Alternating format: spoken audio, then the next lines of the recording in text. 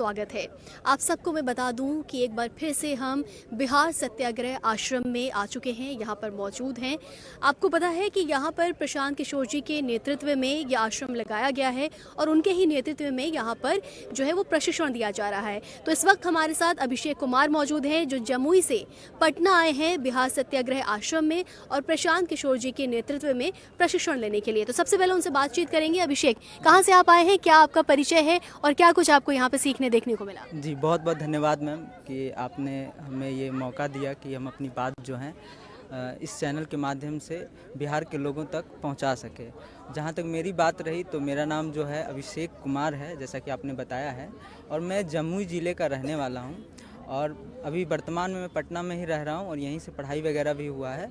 और मैं जब पढ़ाई कर रहा था तो उसी समय जो है एक कविता का भी ललक जो है अपने अंदर जो जागा, तो फिर मैं उसको जगाया और जो भी समाज में देखता हूँ, सुनता हूँ, समझता हूँ चीज़ों को, तो फिर उस पर जो है कविता लिखने का प्रयास करता हूँ। फिर जब मैं सर से काफ़ी दिनों से जुड़ा हुआ हूँ और उसके बाद जुड़कर ही काम तो कर ही रहा हूँ यहाँ पर, मतलब कि सर के साथ जुड़कर बिहार में जो बदलाव जनसुराज की सोच से, विचार से, प्रशांत किशोर के विचार से प्रभावित हैं आप? जी बिल्कुल बिल्कुल, विचार से प्रभावित हैं। उसके बाद फिर हमें ऐसा लगा कि सर जो बात कर रहे हैं कि युवाओं को राजनीति में आना चाहिए, तो उस बात पे भी फिर हम जो है खुद को मनाए। उसके बाद फिर राजनीति के कदम उधर भी जो है कदम जो है बढ़ा रहे हैं। क्या अलग लगता है आपको प्रशांत किशोर में और बाकी जो अभी बिहार में नेता हैं उनमें, जनसुराज में और बाकी राजनीतिक दलों में क्या अंतर मालूम? मैम, इसका आप उत्तर इस तरीके से ले सकते हैं कि बिहार में अभी कोई ऐसा नेता नहीं है जो अपना कैरियर नहीं देख रहा है।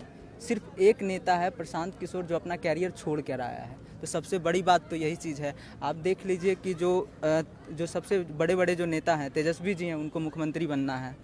जो सम्राट चौधरी हैं, उनको मुख्यमंत्री बनना है। चिराग पासवान मुख्यमंत्री बनना है।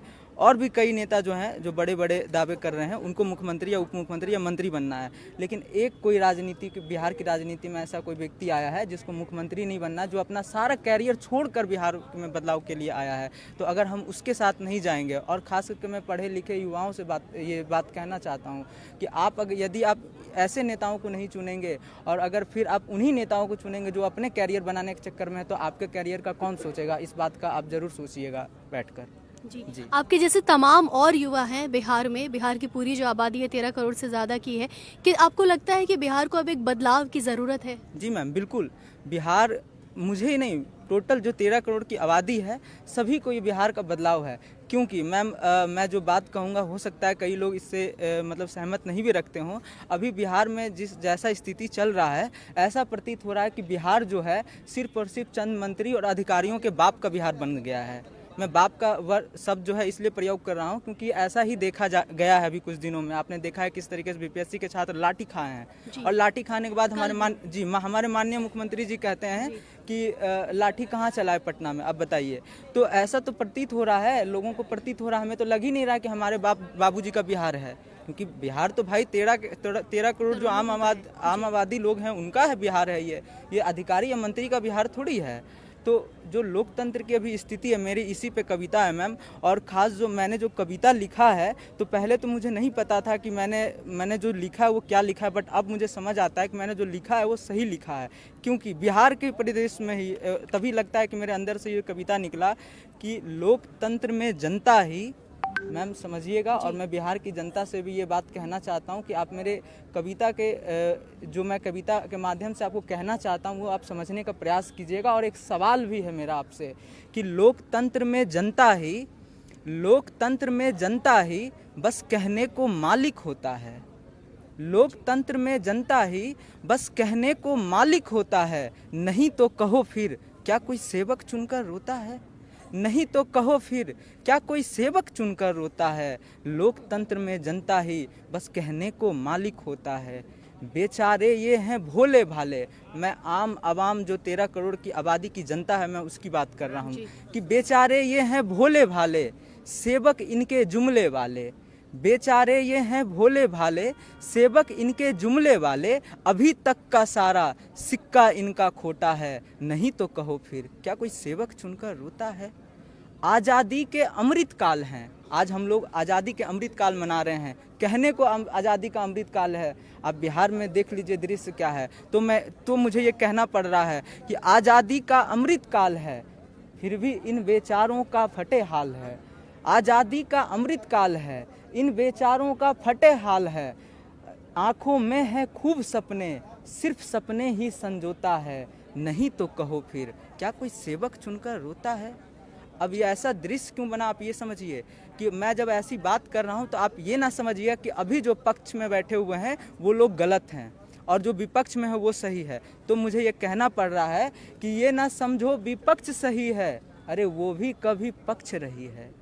ये ना समझो विपक्ष सही है, वो भी कभी पक्ष रही है। यूं ही बारी बारी से ये जनता सबको ढोता है। नहीं तो कहो फिर क्या कोई सेवक चुनकर रोता है। नहीं तो कहो फिर क्या कोई सेवक चुनकर रोता है। लोकतंत्र में जनता ही बस कहने को मालिक होता है। तो आज जो ये दृश्य है मैम, यही है लोकतंत्र का। लाठी तंत्र बना दिया गया है। लगता ही नहीं कि हम लोग लोकतंत्र में रह रहे हैं। हमने कोई आवाज़ उठाया, कोई विरोध किया, हमको लाठी मिलता है। तो ये स्थिति है आज बिहार की। बिहार की जो ये अभी स्थिति बनी हुई है वर्तमान में, आपको क्या लगता है कि प्रशांत किशोर ही अब बिहार की आखिरी उम्मीद है? देखिए, आखिरी उम्मीद तो नहीं कह सकते हैं, लेकिन अभी के समय में जो वर्तमान समय है उसमें तो आखिरी जो है अभी जो दिख रहे हैं, मतलब कि दिन रात जो लगे हुए हैं, जी दिन रात जो लगे हुए हैं वो एक ही व्यक्ति है, प्रशांत किशोर। हमें लगता है कि बिहार में अभी जो सबसे ज़्यादा अगर कोई बिहार के बारे में सोच रहा है तो प्रशांत किशोर सर हैं। क्योंकि हम तो रहते हैं यहाँ पर, यहाँ भी रहते हैं और कई दिनों से जुड़े हुए हैं, तो हम तो देखते हैं कि आम जो पार्टी में जो होते हैं बड़े बड़े नेता, वहाँ देखिए क्या होता है कि आम कार्यकर्ता जो है दिन रात जो है, मतलब बैल की तरह जो है होता है ना, हम लोग के यहाँ धान वगैरह जो है किया जाता है, तो उस तरीके से जो है बैल की तरह जो दौड़ते रहते हैं कार्यकर्ता, और नेता सिर्फ आते हैं, कुर्सी पे बैठते हैं और फोटो खिंचवाते हैं, चले जाते हैं। मगर सिर्फ और सिर्फ ये जनसुराज में ऐसा है कि जनसुराज का जो मेन लीडर जो है, सूत्रधार जो है प्रशांत किशोर सर, वो सबसे ज़्यादा मेहनत कर रहे हैं। तो इस चीज़ को भी बिहार को देखना चाहिए। और मैं बिहार वाले लोगों को एक बात और कहना चाहूँगा कि कौन क्या कह रहा है ये छोड़ दीजिए, आप अपने नज़र से देखिए। तो इसके लिए मैं आपको एक शायरी के माध्यम से आपको कहना चाहूँगा कि औरों के नज़र पे नज़र न दे, औरों के नज़र पे नज़र न दे, तू अपने नज़र से देख मुझे। जिस दिन अपने नज़र से आप देख लोगे उस दिन आपको सच्चाई पता चल जाएगा। और मैं आपके माध्यम से अगर ये बात मुख्यमंत्री जी तक पहुँचे तो ज़रूर मैं इसे पहुँचाना चाहूँगा कि मुख्यमंत्री जी, आपको अब जो है सोचना पड़ेगा, क्योंकि ये लोकतंत्र है। और तब मैंने इस तरीके की कविता लिखी कि जनता के आदेशों पे तुम्हें भी झुकना होगा। अरे सुन लो सत्ताधीशों, सिंहासन से उठना होगा। ये मैं माननीय मुख्यमंत्री श्री नीतीश कुमार जी को कहना चाहता हूँ कि जनता के आदेशों पे तुम्हें भी झुकना होगा। अरे सुन लो सत्ताधीशों, सिंहासन से उठना होगा, सिंहासन से उठना होगा। हम तकते रहे आसरा तुम्हारा, हम तकते रहे आसरा तुम्हारा, तुम आए नहीं हमारी गलियों में। हम तकते रहे आसरा तुम्हारा, तुम आए नहीं हमारी गलियों में। अरे सत्ता के गलियारों को तुम्हें भी बरसों तक तकना होगा। अरे सुन लो सत्ताधीशों, सिंहासन से उठना होगा, सिंहासन से उठना होगा। तुम उड़ते रहे आसमान में, तुम उड़ते रहे आसमान में, हम परेशान हैं पैरों के छालों से। पीड़ा क्या चीज़ होती है, अरे पीड़ा क्या चीज़ होती है, तुम्हें दर दर भटकना होगा। अरे सुन लो सत्ताधीशों, सिंहासन से उठना होगा, सिंहासन से उठना होगा। तुम्हारे बच्चे बोलते अंग्रेजी, हमारों के हिस्से में गरीबी। तुम्हारे बच्चे बोलते अंग्रेजी, हमारों के हिस्से में गरीबी। जो बाहुबल खुद को मान बैठे हो, जो बाहुबल खुद को मान बैठे हो, लगता है तुम्हें पटकना होगा। अरे सुन लो सत्ताधीशों, सिंहासन से उठना होगा, सिंहासन से उठना होगा। तो माननीय नीतीश जी, यदि ये मेरी बात आप तक पहुंच रही है तो ये बात जो है आप गांठ बांध कर रख लीजिए, क्योंकि अब तो चुनाव भी नज़दीक ही है, तो जनता तो जवाब देने के लिए तैयार ही है। जी। बहुत बहुत शुक्रिया अभिषेक जी, आपका। धन्यवाद मैम। ये हमारे साथ बिहार सत्याग्रह आश्रम से अभिषेक कुमार जुड़े हुए थे। इस तरीके की युवा शक्ति एकजुट हो रही है बिहार सत्याग्रह आश्रम में, जो अपने सीएम से कह रही है कि अब जो है वो सत्ता बदलने वाली है। यहाँ के पॉलिटिकल एग्जिस्टिंग जो सिस्टम है उससे कह रही है कि अब जो सिस्टम है वो बदलने वाला है, व्यवस्था परिवर्तन का वक्त जो है वो बिहार में आ चुका है।